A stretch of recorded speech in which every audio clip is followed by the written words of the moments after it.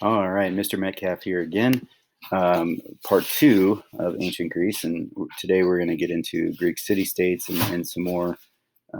This is a long slide presentation, so we get into. So it's going to be broken up into 3 or 4 different videos, so that you're not watching a 2-hour video like all at one time.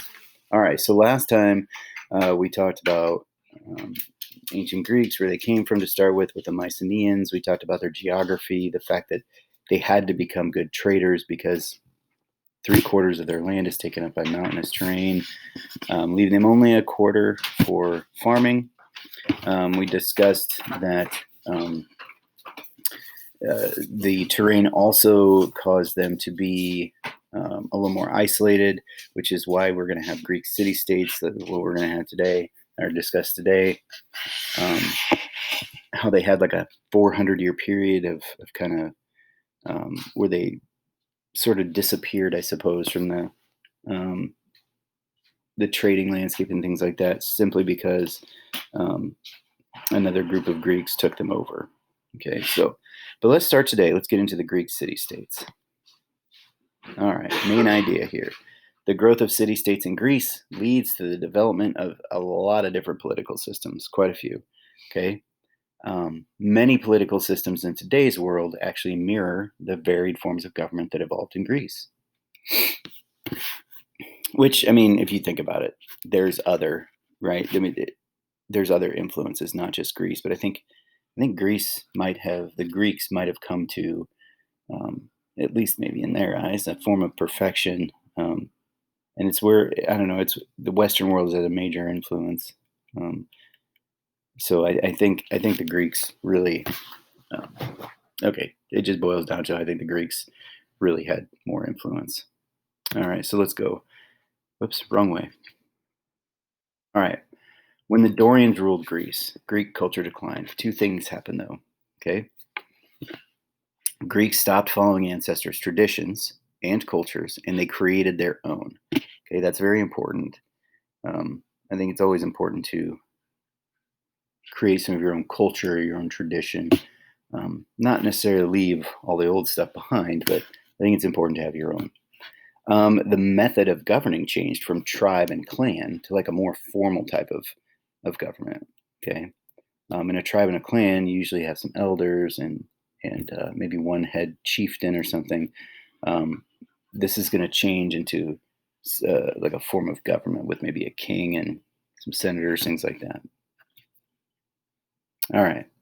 In Greek, it is called the polis. The city-state is called the polis. It is the fundamental political unit. Okay. Now, you may have one city, like Sparta. This is just like in Mesopotamia, pretty close. Okay. You have a city like Sparta, but it doesn't just contain the city. Okay. It includes villages that are around it, maybe between 50 to 500 miles around it, that would belong to that city. Okay. The marketplace there is called the agora. The center, or the highest point in the city, was called the Acropolis, and it's a fortified hilltop. And that is also where they met to discuss government, to discuss politics, to have any kind of theoretical debates. That was the main hangout, the Acropolis. Okay. Typically, there are about 10,000 residents in a city, not in a city-state total, right, with its surrounding countryside, but in a city. Okay.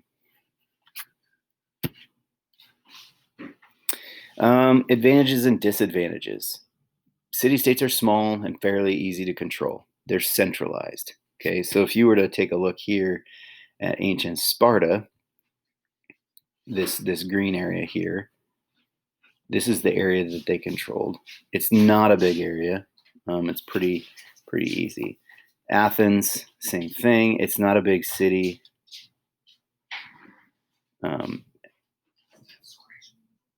And they control it, so it makes it easier to control. Now the problem with that is that they don't have a ton of territory, and as they grow, they're going to have to either conquer or become a part of somebody else. Okay, so that is going to there's other rival territories nearby. Greek, there was a ton of different Greek city-states. Okay, that means there's a greater chance of conflict, which nobody really wants. Well, I suppose some people might, but if I was living back then, I sure as heck wouldn't. All right, government types. Let's look at this. A monarchy, which is a state ruled by a king. Could be a good king, could be a bad king.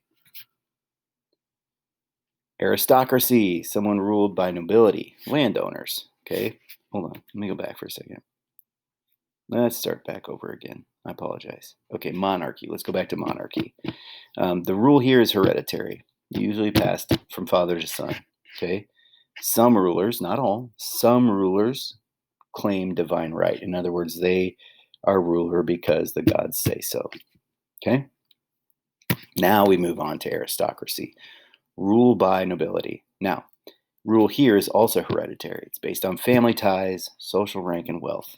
Still passed on from father to son, but you have to have the social rank and you have to have the wealth. Okay, social status and wealth support a ruler's authority. Oligarchy. This is a state ruled by a small group of citizens. Okay, small, powerful group of citizens, mainly wealthy merchants and artisans. Okay, rule is based on wealth and ability. Ruling group controls the military. Okay, this is going to be this is going to be a big one practiced in Sparta. All right, and finally, and this will be the big one, right? This is the one that we look at probably for us here in the United States the most as the most important. Direct democracy, rule by citizens. Okay, now remember I said citizens. Okay, male landowners are citizens. Okay, and male wealthy males are citizens. Okay, slaves and females are not citizens. All right, rule is based on citizenship. Majority rule decides the vote. All right, I know which government I would choose. I'd still choose the direct democracy because even in a direct democracy, there's more of an opportunity for equality because you can bring more people in eventually. Okay, you can slowly convert it from who is allowed to be a citizen, right? Which I think is extremely important. In an oligarchy, a monarchy, or aristocracy, you really can't do that. There's no room for it. But in a democracy, at least, there is an opportunity as time goes on for things to change and morph um, into a more perfect society. All right, tyrants. So eventually there's going to be some conflict between commoners and rulers. Powerful individuals are going to try and gain control. It's not exactly like your tyrant today. Okay. So this is what would happen. Violent conflict. Nobles or wealthy citizens would take control of the government. They would appeal to the common folk for support. And then a tyrant, this is what the tyrant would do, okay? Or at least what he would preach to the common folk, right? When they would take control or try and get control, they would be talking about building programs and how they were going to create jobs and things like that. And that's why we should overthrow the government and take over, okay? And typically they did. They were working for their own interests, but they also were able to provide for the people, the common people, as well, with things like building programs and um, infrastructure programs and things like that. So tyrants are eventually going to take over. It's just another kind of leadership, but they're eventually going to take over for a period of time in some of the Greek city-states. Okay. So let's take a little, well, that's where we'll continue on right here, I suppose, with Athens and democracy. So you get the beginnings of representative government. I put a few dates here just for some time hacks on when things started happening. You have Draco in 621 BC, who's going to invent a legal code. Solon in 594 BC, who's going to create social classes. Cleisthenes in 500 BC, who's going to create a council. Okay, so let's look at Nobleman Draco. He develops a legal code based on the ideas that rich and poor were equal under the law. Now, if you remember the very first law we talked about, anybody remember that? Yes, Hammurabi's Code. Okay, when I was reading through some of those laws, I think that you could notice that there was a difference between punishments for those kinds of people, for people in different social classes. Well, here, what Draco is saying is no, everybody is equal under the law. This guy doesn't need to. If this guy commits a crime, he needs to pay the same punishment as this guy who creates the crime. All right, which makes sense. Equality, it's very important. Okay, he deals harshly with criminals, death punishment for just about every crime. Okay, and then he also created debt slavery, which is basically indentured servitude. You can become a slave to pay off your debt. Okay, all right, Solon. This is what he did. This is what he said. Okay, and this is one of the first places you're going to find, at least in Western history, where you have a ruler or leader saying that some part of slavery is wrong. Okay, he doesn't abolish slavery completely. What he says is no citizen should own another citizen. Okay, he didn't agree with debt slavery. Okay, there has to be a better way. He was thinking there has to be a better way for um, people to pay their debts. Okay, he also is responsible for creating social classes um, in Athens. Okay, and he did that according to wealth. Only members in the top three classes could hold a political office. However, all citizens could participate in the Athenian assembly and vote. Okay, so it didn't matter what class you were in, you could vote if you were a citizen. Okay, but only the top three could hold any kind of political office. The other thing that he brought was that any citizen could bring charge against any person who they believed did something wrong, right? You didn't have to, if you were poor before and they said, well, you're poor, I'm not going to believe you that this rich guy did this. Well, now anybody could bring up charges and then it would go before the assembly and boom, they would vote there. All right. Cleisthenes. Cleisthenes really breaks the power of the nobility. And what he does is he gathers citizens together, this Council of 500. He creates this Council of 500. Um, and what this Council of 500 is going to do is they're going to propose laws, debate them, and get them passed, or get them up to the ruler so that he can pass them. Okay. He also says citizen is limited to free adult males. Women, slaves, and foreigners are excluded with very few rights. Okay, so he really defines what a citizen is there. Free adult males. Okay, you don't have to be a landowner or wealthy. You have to be free. Okay, and probably born from there. All right, so slaves, I know you have to be born from there because foreigners are excluded. Okay, so women, slaves, and foreigners are not included in that citizenship. But this is the beginnings of democracy in Athens. All right, let's take a little, well, let's see here.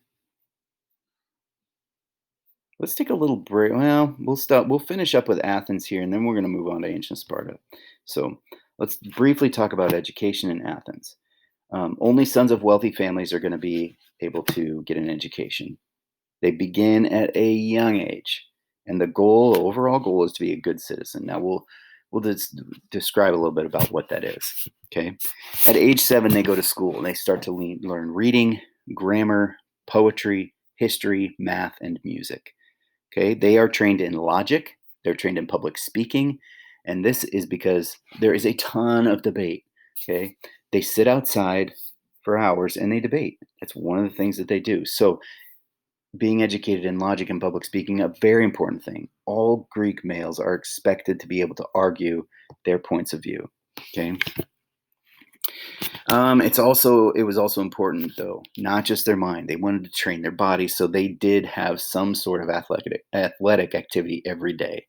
And this was something that Plato, the ancient philosopher Plato, pushed.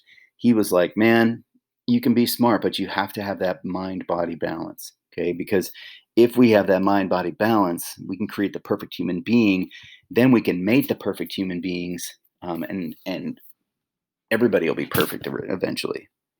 Didn't quite work that way, but that was the idea. When the boys would get older, they would go to military school to help them to prepare to defend Athens in case it was needed. Now, the ladies, they were educated at home by the mothers and other female members of the household.